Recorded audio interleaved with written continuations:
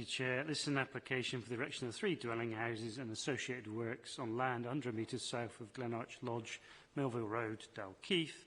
The proposed development comprises the erection of 3 contemporary design dwelling houses with flat roofs and large areas of glazing. The external wall materials are proposed to include sandstone, zinc and pine cladding, and the roof is to be finished with a rubber membrane. The houses are to be provided with air source heat pumps, solar panels and electric vehicle charging points. The formation of a new vehicle access is off Melville Road, including the lowering of part of the boundary walls to form the visibility splays. There's to be proposed to be acoustic fencing between the units and the railway and between the residential units and Melville Road. And the development itself is also proposed to include car parking, drainage and ground level works, street lighting and landscaping. With regard to the principle of development, the site is located within the built-up area of Dalkeith, where there is a presumption in favour of appropriate residential development. Furthermore, previous grants of planning permission for housing have been granted on this site, including a decision taken by the Council's local review body in 2017 to support 3 dwelling houses on the site. These previous grants of planning permission, however, have lapsed. With regard to detail, the site is laid out in a way which reflects an earlier approved layout, with the main exception being that this scheme results in the removal of all the trees on the site to the detriment of the landscape fit of the development. With the loss of all the trees, the contemporary design buildings and substantial acoustic fencing to mitigate against noise from both the railway and Melville Road to the front of the development will be very dominant in the streetscape at the entrance to the Eskbank and IML's conservation area. On the basis of MPF 4, greater emphasis on the protection of trees is enshrined in national policy. There have been 2 representations received in relation to the application and 8 consultation responses as outlined in section 5 and 6 of the report. The recommendation is to refuse planning permission for reasons 1 to 3 as set out in section 9 of the report. However, please note that the applicant has now confirmed a commitment to make the required developer contributions if planning permission is granted, and as such, refusal reason number 4 is no longer recommended. Thank you, Chair. Thanks very much indeed. Peter, open up for any questions. Councillor Parry. Thanks, Chair. Thanks, Peter. I've just got a couple of questions. The first one is just on it's just a general comment on the trees, and I do wish that people would take the time to do some research on us as a planning authority, because we're never particularly kind on the issue of loss of trees, and I remain of that view that we should always make sure that we, in any development, that we minimise any destruction of trees or vegetation or wildlife. My question is on 5.4, and I'm minded by the recommendation to refusal, but there is a point in 5.4 that says that the Coal Authority recommend permitted development rights to be removed related to extensions and outbuildings in the area around mine shaft zones of influence. And I wonder if the application is refused, whether that can become a condition, whether we would have the governance within this committee to do that, or whether that would be a separate decision to make somewhere else. Chair, yeah, I mean, based on the recommendation is for refusal. So in terms of that position, if that was the decision of the council, the committee rather, then there's no need to proceed to consider the Coal Authority position, because you're effectively refusing it. The Coal Authority have made representation on the basis that there is a coal mining legacy on the site, including a number of mine shafts, so there is some ground issues. But what the Coal Authority are effectively saying, if you actually grant planning permission, we want to check that planning permission and take away certain development rights, just to make sure that any development that does take place can be done safely.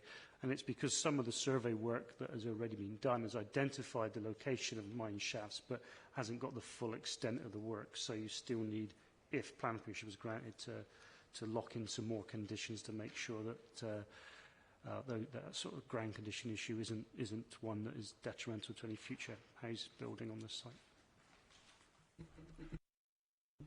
Yes, Councillor Parry. So I just wanted to come back briefly. I know that piece of land really quite well, and I just wondered, so say for example the planning permission was refused today, what else can be built on that land within the permitted development rights at the moment? Given the Coal Authority does have such concerns, how do we as a planning authority deal with their concerns? And I think what you were saying is we couldn't refuse a planning application with conditions. We often grant planning applications with conditions. Are you saying that we can't refuse with conditions? Yes, Chair, you can't refuse with conditions. In terms of the point about what else could take place on the site, there's no permitted development rights as such, so it's not like development can take place without a further planning application coming forward and being assessed. If the application is refused, then it may be a case that a smaller form of residential development comes forward, which is more respectful of the trees, for example. Maybe it also looks at the way the access is orientated and tries to make that safer. So it could respond to that. Councillor Cassidy. Thank you, Chair. Yes, I can't see what's changed from when we made the decision at LRB to this. So I was on that committee and I visited the site. The trees that we're talking about here aren't exactly specimen trees. These are trees that are grown on old mine works and have very shallow roots. It sounds here like we're dealing with ancient oaks, but we're not really. The Community Council seem to have no objection to this. I'm maybe missing something, but I can't see any other objections to this. But what else are we going to do with this bit of ground? It's going to improve it, in my view, rather than be detrimental to the area. And at the moment, it looks industrial to me. The only thing that would make it look any better is what they're planning on doing here.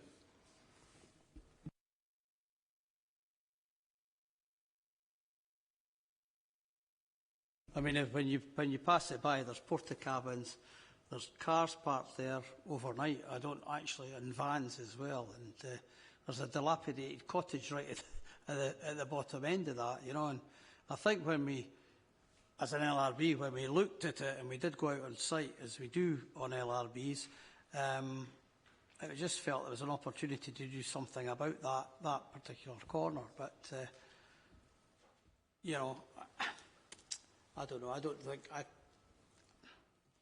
I just wonder if you could have done it with conditions. That's all.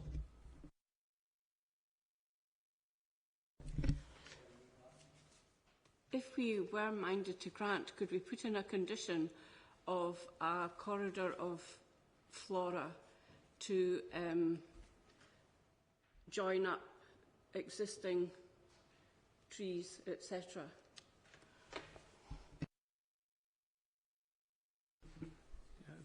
I suppose part of the proposal here, Chair, is to effectively remove all the trees.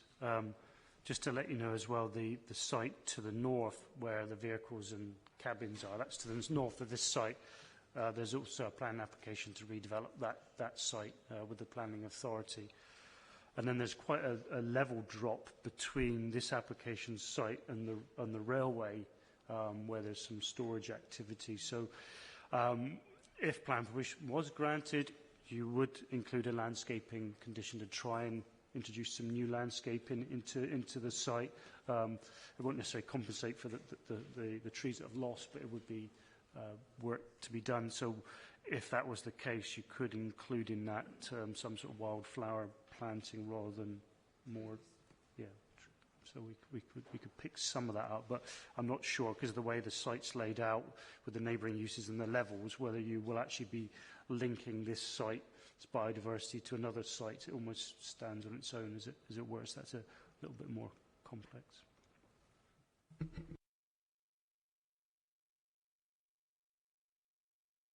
Other elected members have indicated. Councillor Virgo and then Councillor McEwen.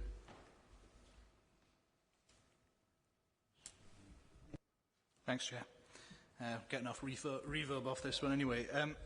So, yeah, I think a bit like Councillor Cassidy there, the recommendations for refusal seem a bit kind of contradictory. To improve the safety, you've got to cut down trees, but then we would refuse it because you have to cut down trees. And other than that, it's kind of using a kind of bit of a dead space.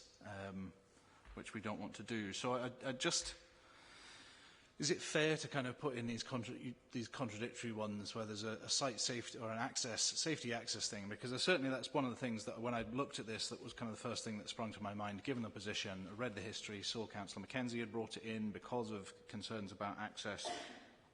So they've clearly done something to mitigate the access issues, but then that's then made them fall foul. And I just wonder whether it's just starting to feel a little bit like just a constant, or well, you know, we'll try and do that to mitigate this issue. Well, you can't. Well, you know, that's something else that you've done wrong now, so you refused. And I'm just kind of wondering whether we just need to move this on and just, you know, let them get on with it.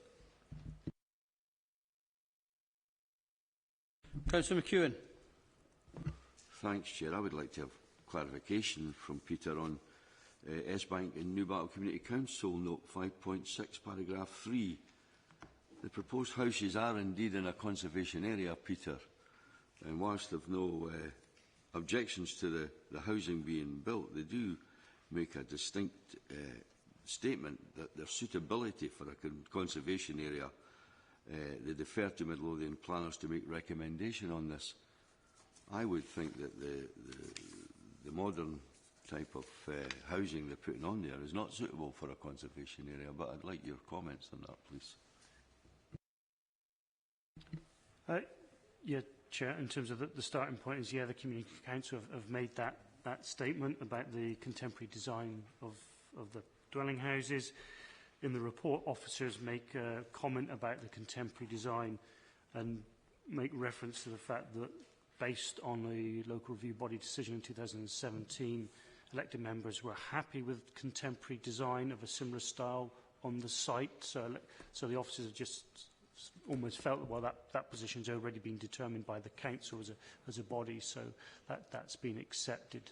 So that's where we've got to with it. Thanks, Chair. If I may, do you not think we're setting a precedent for future building within conservation areas? No, I mean, and just a general point about conservation areas is that in terms of development coming forward in the conservation area, you're looking to enhance or protect the conservation area. That doesn't automatically mean it all has to be a traditional or older style of build. Modern and contemporary styles can fit into conservation areas and in certain circumstances and certain locations. So in this case, for example, as I said, the local review body felt that contemporary design was okay on that site. And so that's where the position is. But yeah, in general points, contemporary design can be okay in a conservation area.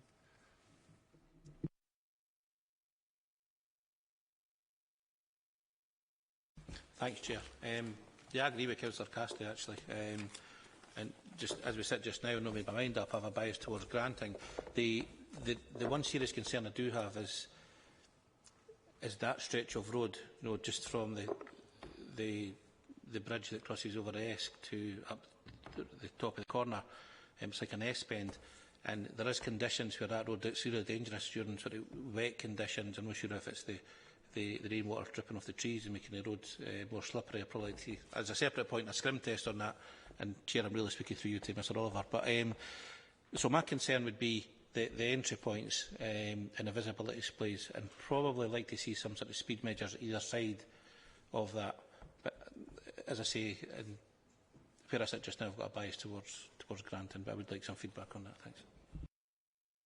Councillor Mackenzie. Thank you, Chair. Councillor Curran has systematically stolen every single one of the points that I was going to make. You were polite enough to let him go first. Well, there we go.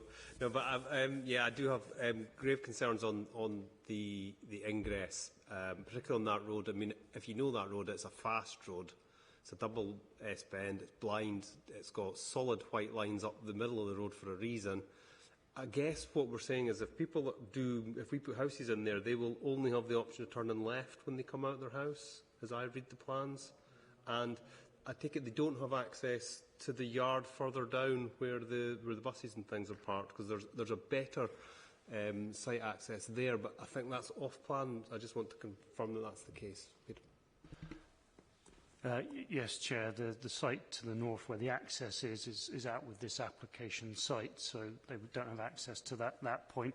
I think if Chair, if the council were, a committee were minded to grant planning permission, it might be appropriate to ask the applicant to do a road safety audit so that would determine the safest way to get in and out the site and what any speed restrictions or safety measures need to be put in place to make that as safe as possible. So that's maybe something to consider if the committee is minded to support the application. Well, if we are going to... Oh, sorry, Councillor Pottinger. Yes, I'm just going to refer to point 3 in the recommendations, and I think there is a significant adverse effect to other road users. We've already heard it mentioned that it's a busy road. You know, there's not a lot of traffic on that road.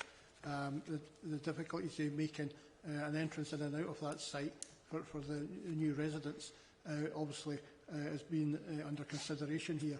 But to have another entrance there, we've got to really consider the sight lines coming in and out of that, particularly as you come out. There's standards for the lengths of sight lines that we actually have, and being on a bend, you know, obviously the trees would all be cut down to give sight lines.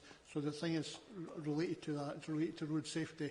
Everything's related to that issue, and I think that's the biggest consideration I'm taking into account just now is actually the road safety aspects. And if we have any more information on the actual number of metres for sight lines, etc., I look forward to hearing that. I think you raise a very interesting point, Councillor Pottinger.